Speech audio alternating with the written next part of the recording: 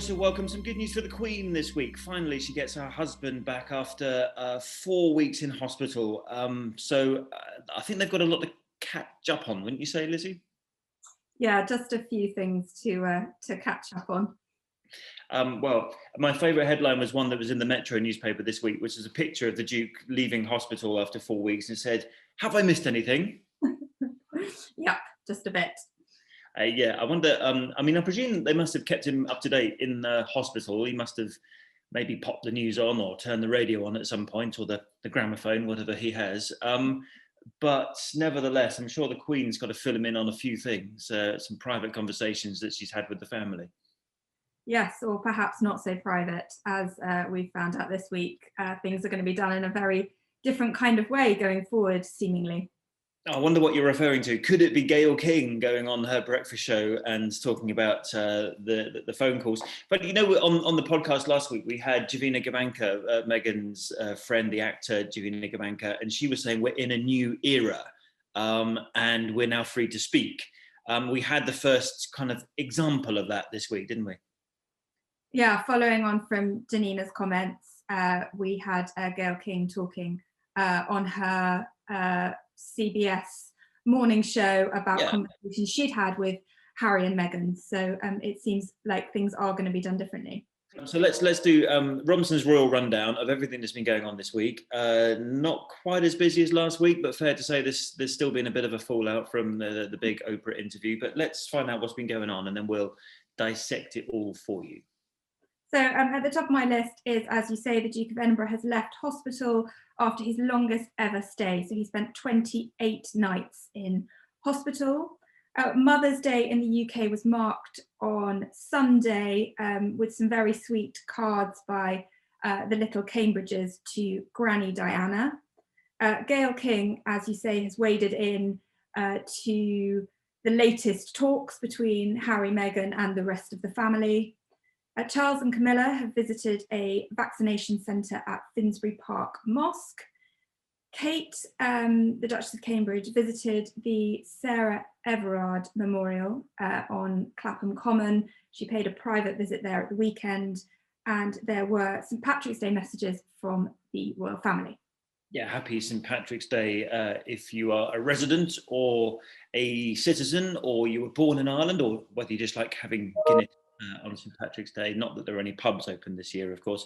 So, you know what, it was funny when you think about last year, we went to Ireland, didn't we, with William and Kate just at the start of the pandemic, and they were talking there about, wouldn't it be terrible if we had to cancel the Patrick's Day celebrations? And that was coming up in March, and they did. And 1 year later, and we're still here, still locked down. Still at home, yeah. Home. Although actually we've not really been at home very much lately because of the ongoing stories that have been dominating UK news, and I'm sure in America as well. So actually to be back at home for a little while, to actually sleep in my own bed was actually quite pleasant over the last few days. Should we start off with the Duke of Edinburgh then? On Monday, the departure from King Edward VII Hospital, 4 weeks to the day and 1 month. It was Tuesday the 16th of February he went in, and Tuesday the 16th of March he came out. The longest ever stay he's had in hospital. Yeah, 28 nights. So he went into the King Edward, and we know that when he first went in, it was with an abundance of caution after not feeling well for a few days. But once he was in, he was being treated for an infection, and then he was transferred to St Bartholomew's Hospital for a few days, the specialist heart hospital, and then he returned back again to the King Edward. So it was a very long stay for the Duke. Yes, and actually, so let's have a look at the pictures. This is the cars leaving the hospital. You don't really get to see the Duke in the back because television cameras don't quite pick it up as well as stills cameras. And then if you're watching this on YouTube, you'll be able to see now the pictures of the Duke of Edinburgh in the back of that car. Often people say, is that very private? These pictures were taken from a public road. They were behind the police cordon. And at the end of the day, had they not wanted him to be seen, they would have put him in a blacked out, windowed car. They didn't. They wanted him to be seen, and therefore these pictures were taken. In fact, I think, didn't you say, Lizzie, that he waved to some of the cameras when he went back into Windsor? Yeah, right? As he drove in through the gates when he returned to Windsor, he did raise his hand to wave at some of the the photographers that were there awaiting his return. And once he was back at Windsor, we had a statement from Buckingham Palace to confirm his return. And in that statement, it said that His Royal Highness wishes to thank all the medical staff who looked after him at both the King Edward VII Hospital and St Bartholomew's Hospital, and everyone who has sent their good wishes. So we still don't know exactly what his heart surgery was for. There's plenty of speculation if you speak to heart surgeons and those experts in that field. But clearly they've got the infection under control now, well enough to go home. We spoke to the royal historian Hugo Vickers on one of our programmes this week, and this was what he had to say about the Duke of Edinburgh's departure from hospital. It's an unusual absence in very recent times because, of course, they've both been together in what they call HMS Bubble at Windsor Castle for about a year now, with a visit, obviously, to Balmoral and Sandringham in the summer. So they've spent a lot of time together in this last year, and it must have been very worrying for all of them. And it's extremely nice that he's back in Windsor Castle. So back at Windsor Castle, in HMS Bubble, as it's known, where he and the Queen are looked after with a small sort of coterie of staff, so that there's minimum interaction as coronavirus continues. I mean, it's more than a year now that the Queen's been at Windsor since, remember, she left Buckingham Palace on that March afternoon once, and they flew Prince Philip down from Sandringham, and they've been together ever since, haven't they? Yeah, I think it was the 19th of March. Right, yeah. So we're getting on for... it's almost, a year. When this podcast goes out, it will be exactly a year. So since the Queen left. Actually, if we can find it, there's a picture of her leaving that time with some of her dogs in the back of the car, wasn't it? One of her dorgies, which was a cross between, I'm used to know this, a dachshund and a corgi. Was that right? I think so. Right. So, so that's a year anniversary of that. So... just a reminder of quite how long coronavirus has been going on. But while they're in HMS Bubble, plenty of time to catch up on everything that's been going on while he's been away. Before we get on to the latest on Harry and Meghan, his son, the Prince of Wales, who you remember went to visit him in hospital. He was the only member of the family to go and visit while the Duke was in. He was asked about his father's departure from hospital, and he said he was thrilled. Obviously, that he had left hospital. Isn't it wonderful news? Yeah, sure. Have you had the chance to speak to him yet, or hopefully soon? Oh yes, I've spoken to him several times. Questions there from Rebecca English, who's the Daily Mail's royal correspondent at the trip. I saw something on Twitter yesterday. She was saying that she put on her best posh mum voice. I think she referred to it as for asking those questions of him. A question, incidentally, is not on that video feed, but a question was asked of Prince Charles if he's reflected on Harry's words, but he was kind of already out the room and didn't answer, unlike William, as you will know last week if you were watching this podcast, that he said those words, what were they, 8 words? My family is very much not racist or something, wasn't it? So we're very much not a racist family. Very much not a racist family. Yeah, 8 words.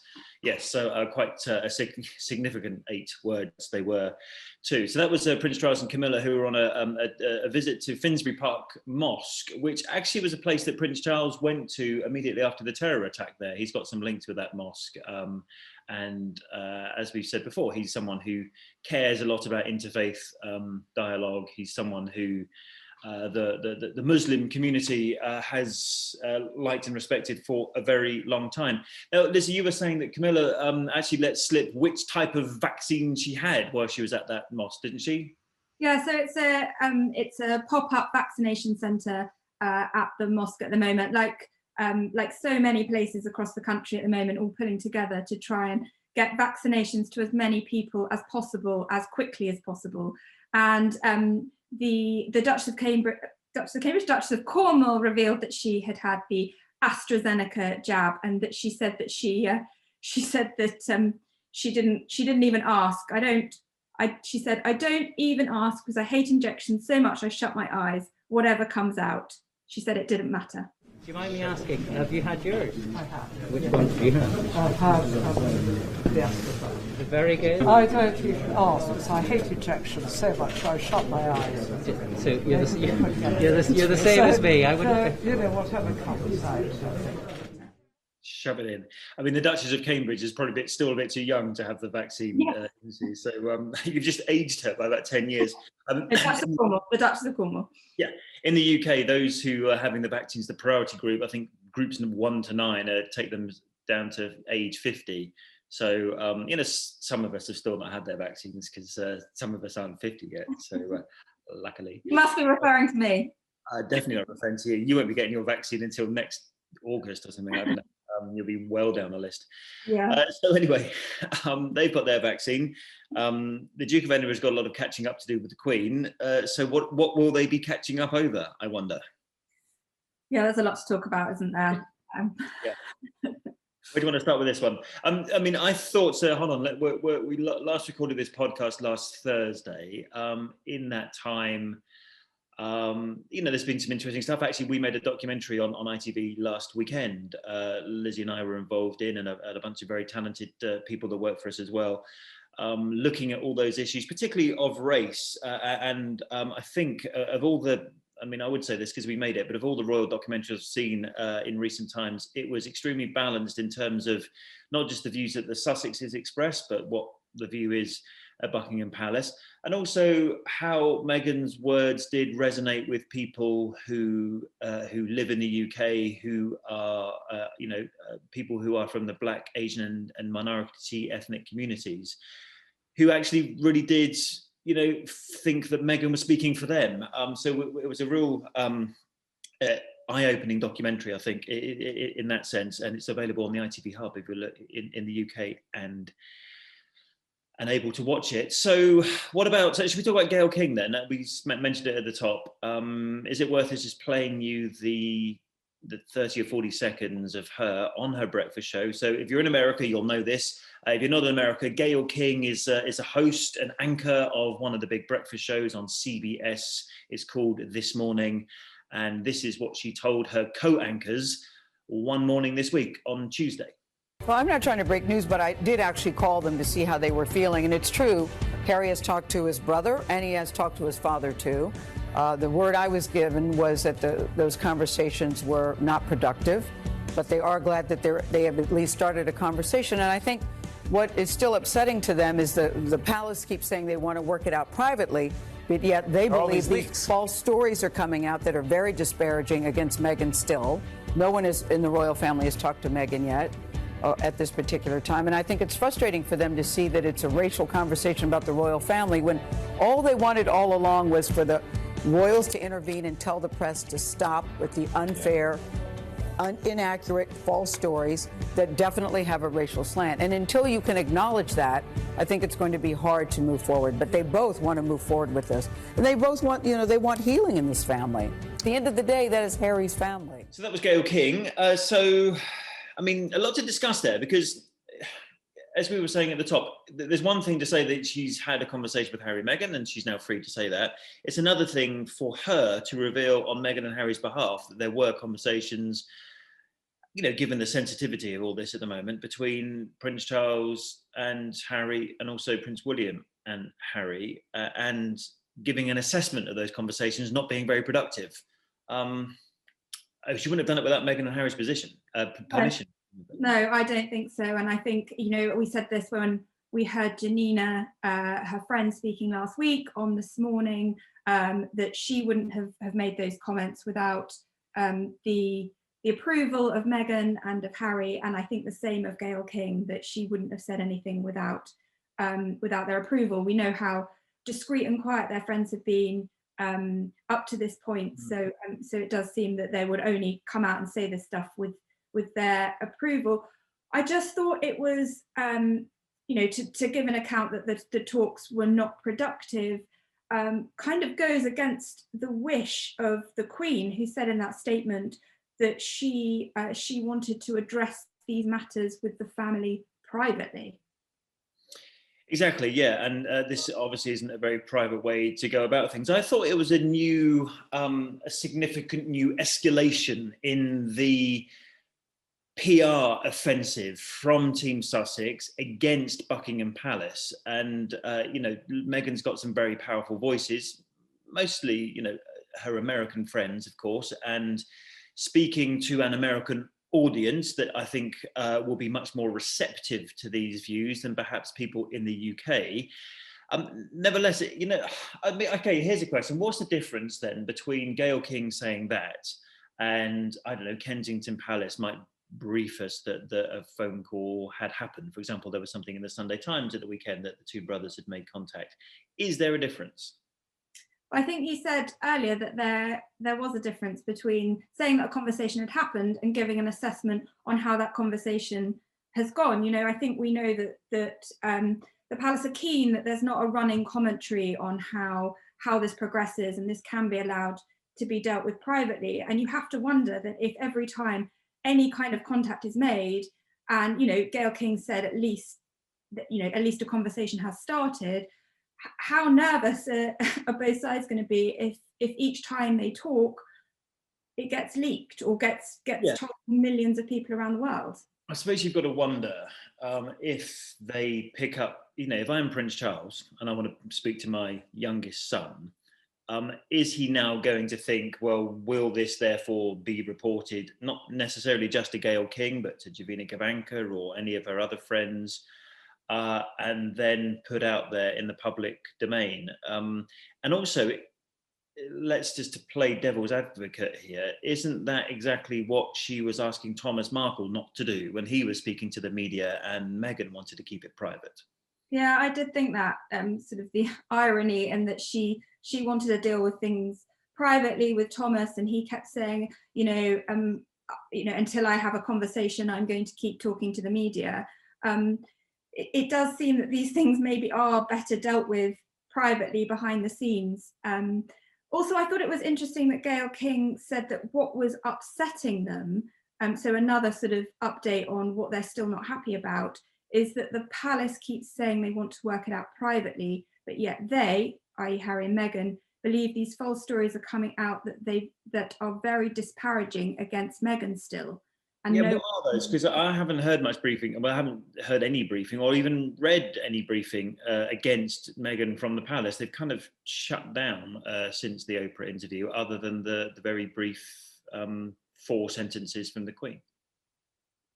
Yeah, and they say that Gayle said that no one in the royal family has talked to Meghan yet at this particular time. So it seems they're unhappy about that too. But we know that Harry has started to have a conversation with his father and brother. So yes. you rather think that actually that would be the first port of contact would be with the son before they speak to the daughter-in-law. But yes, obviously none of this came out of Gayle King's mouth without approval from... I said Meghan on Twitter the other day, and everyone said to me that, why are you presuming it was Meghan? Well, I think because it's her friend, and therefore it's probably for Meghan to tell her friend whether or not she can speak. But maybe we should be clear, it's probably come from the couple jointly to give her the permission to do that.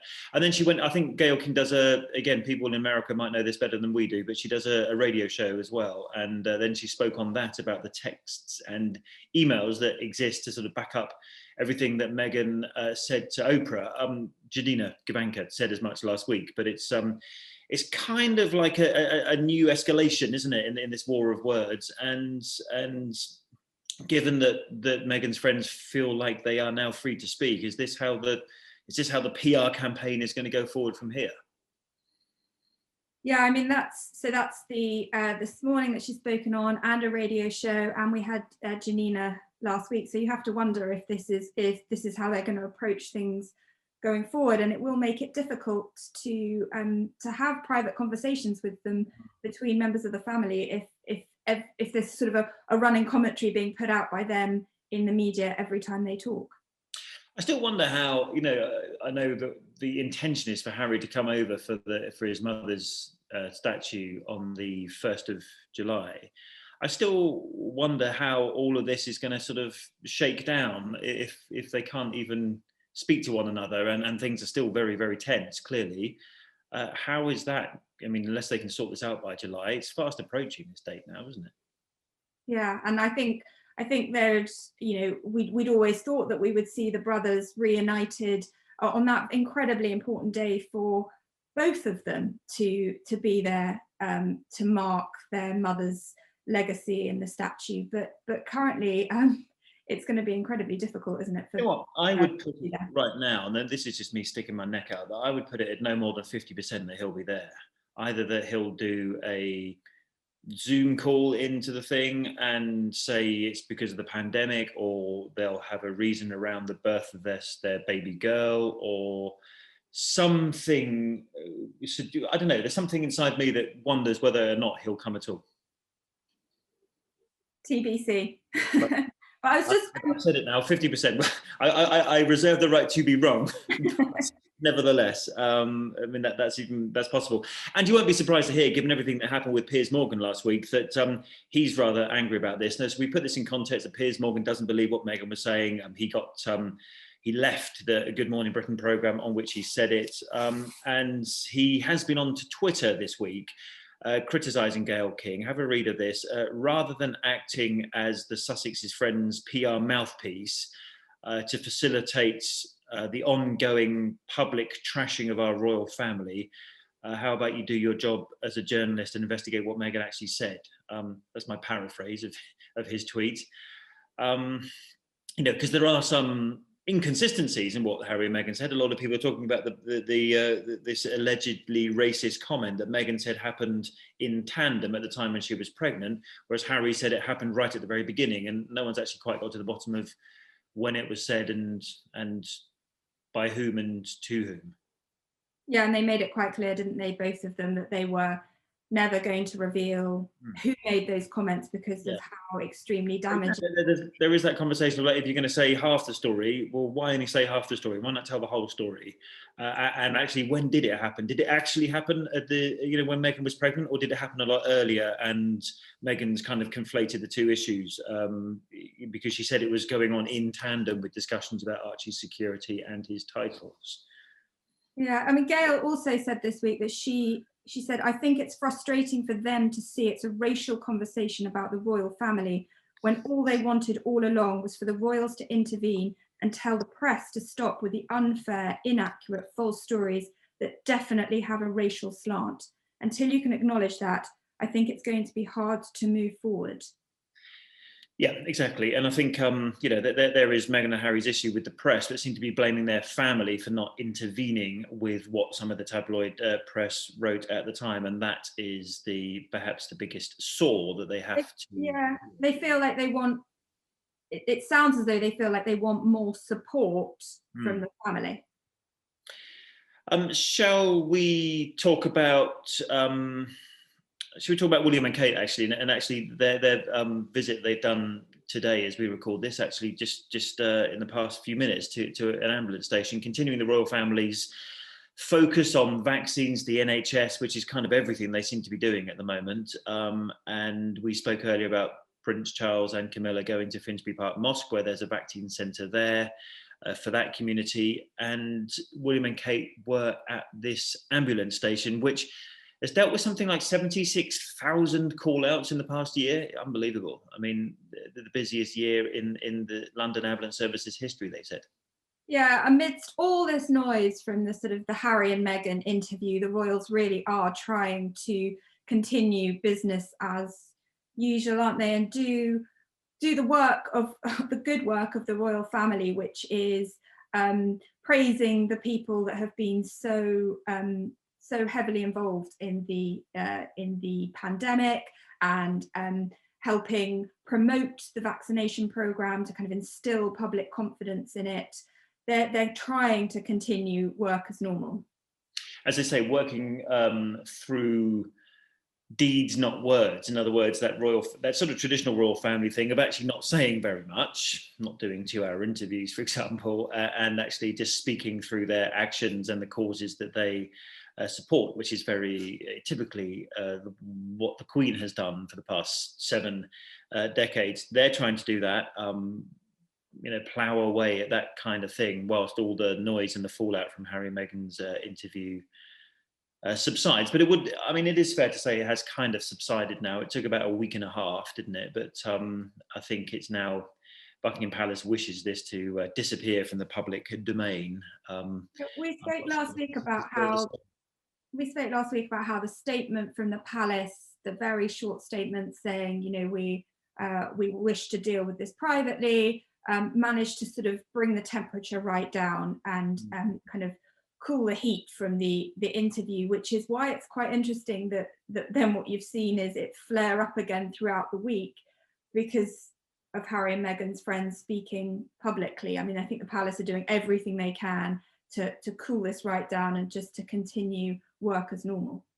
Yeah, exactly. So, and actually, but ongoing still is this bullying investigation into the claims that were made against Meghan's behaviour when she was the boss to her staff. That's going on. We understand now that the investigation has brought in some external investigators, which is actually what the Sussexes wanted, we understand. They wanted this to be sort of more wider than just Buckingham Palace's HR internal review. So it looks like both sides are doing what the other side wants, and that is continuing, but nothing to report on that yet.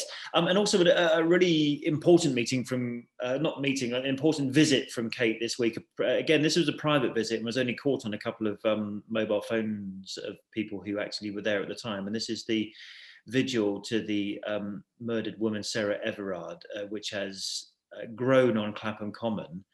And Kate went there herself, unannounced, on Saturday afternoon, actually before this protest became a little bit confrontational with the police, but she was there on Saturday afternoon.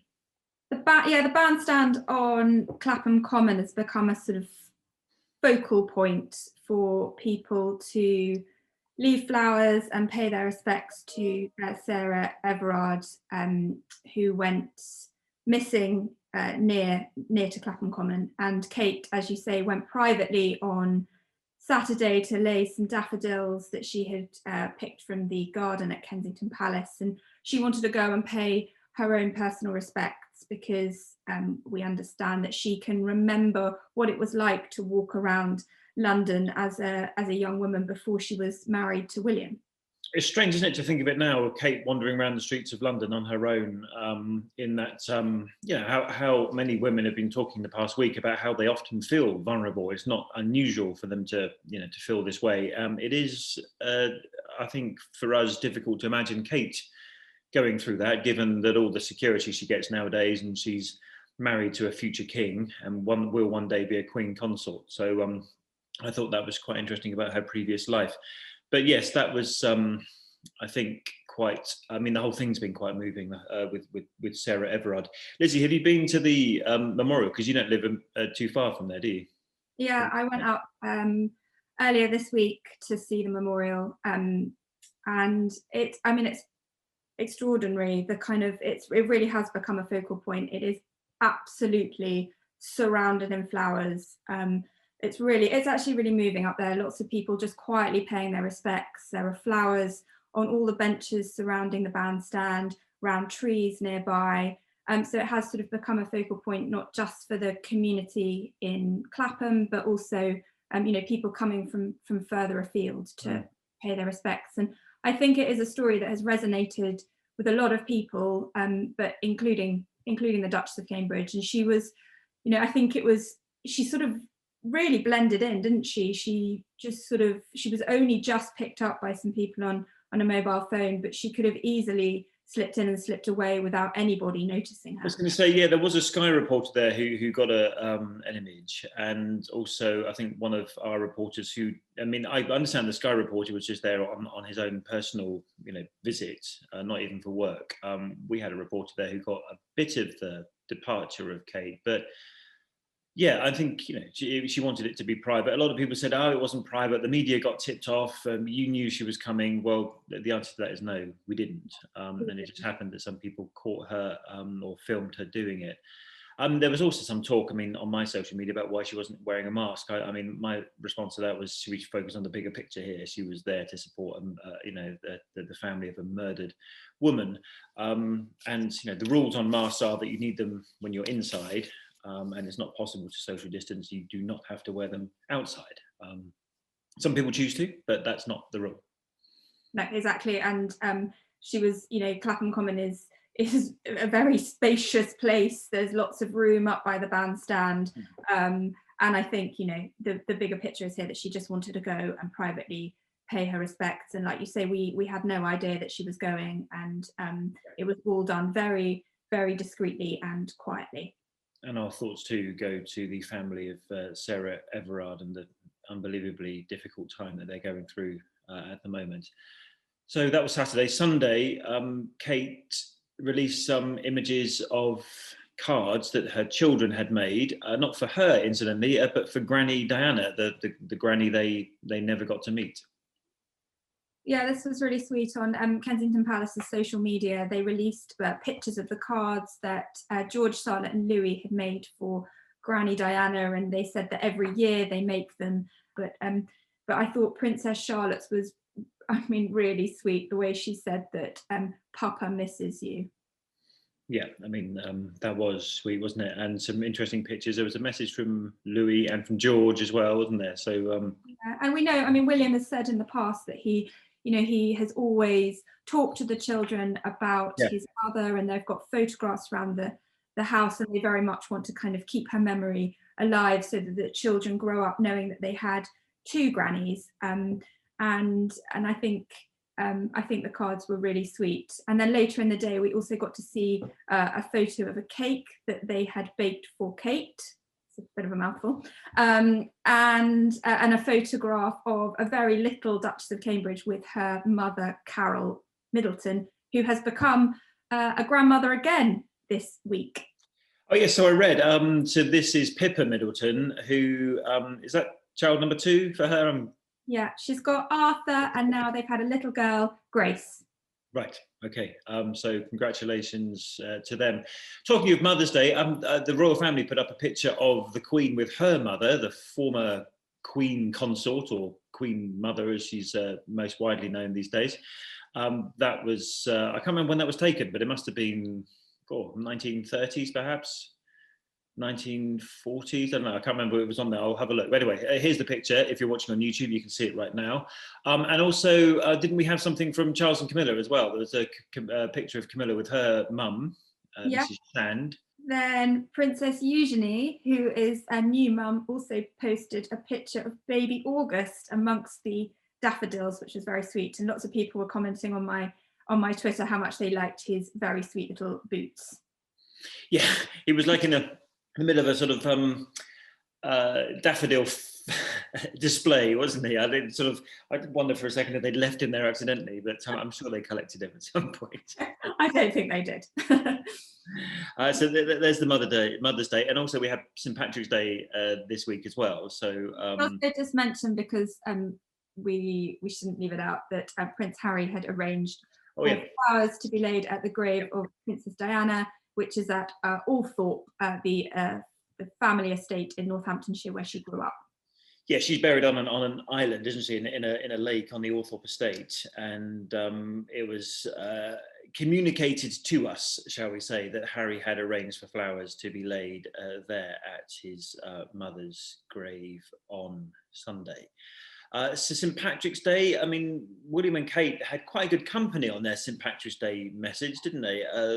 Joe Biden, Justin Trudeau, some pretty key figures on that message they put up yesterday on social media. Yeah, and the Duke spoke a little bit of Irish, and then joked to Kate that why did she get the easy bit? Banachti na féile pórig uiribh.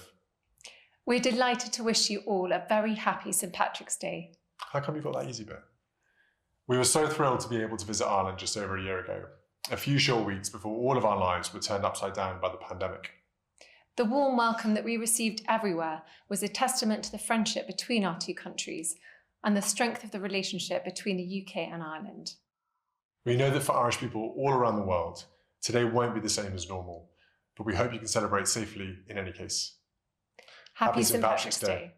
So happy St. Patrick's Day wherever you are and however you celebrated. Clearly not in a pub, unfortunately, in the UK, because there's not long to go. The 12th of April. I long for a pint of Guinness in a pub. We're kind of missing the season now, but Guinness is very much for me a winter drink that you have next to the fire in the pub. And by the time we are allowed back into the pub garden, it will almost be spring. So I think wait till next year. we'll just do away with seasons and just quickly catch up on everything we've missed. Yeah. Maybe we'll have a week year. of winter drinking, a week of spring drinking, and a week of summer drinking. So, and naturally, there's a lot of concern about how people are going to go quite crazy when all the pubs open again. But you can understand why. There we go. Not quite as long as last week's. I think last week's a record. In length? Yeah. I think possibly. Yeah, we were over an hour. It was certainly long, and actually, if you're going out for a 5K run, you might not have been able to get it done in time. So we thought we'd spare you such a long podcast this week and keep it a bit briefer. And there we are. So thank you very much for bearing with us over these past few weeks. I kind of feel like, do you feel a bit more human now, Lizzie? Last couple of days, do you feel like you've recharged? Yes, definitely. Yes. Have some downtime, which has been really nice. Yes, exactly. So we will see you next week with whatever happens next week. We're aware of some things coming up that we can't tell you about. We always say this, we sort of dangle that carrot in front of you and then whip it away very quickly. In the old days, we could tell you these things in advance, but these days we can't. But nevertheless, we will see you next week. Thank you for continuing to watch. And as ever, if you want to keep up on all of our social media, I'm on Twitter, I'm at Chrisship ITV. And I'm at Lizzie ITV. And then our social media extends to Instagram at ITV News Royals, where we make an effort to put up as many pictures as we can to keep you fully informed about what's going on in the world of royal land. Thanks for watching. See you next week.